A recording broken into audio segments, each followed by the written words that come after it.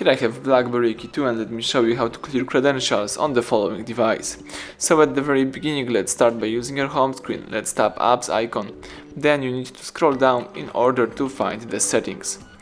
From the list of settings, you need to choose security and location, scroll down again and select the encryption and credentials.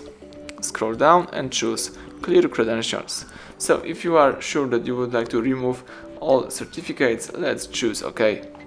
Excellent, you just cleared your credentials, so everything went well.